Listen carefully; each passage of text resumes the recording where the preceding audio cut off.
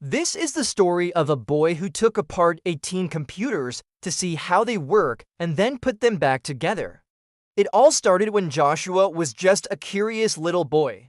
He would always ask his dad, "How does this work?"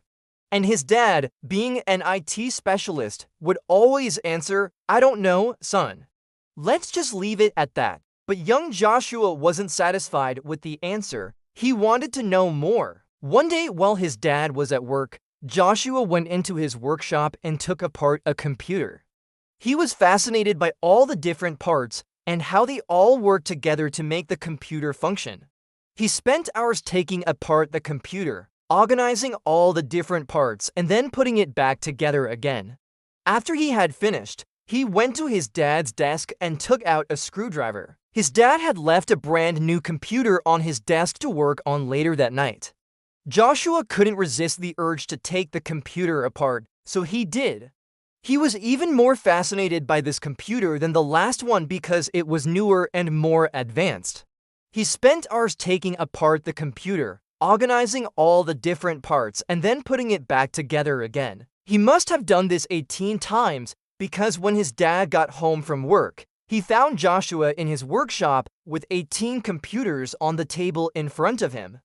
All of the computers were taken apart and organized in such a way that it looked like a computer museum. Joshua's dad was furious when he saw what his son had done.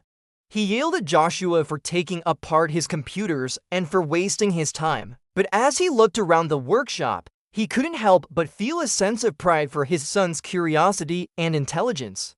He then asked Joshua if he wanted to learn more about computers and how they work, and Joshua said yes.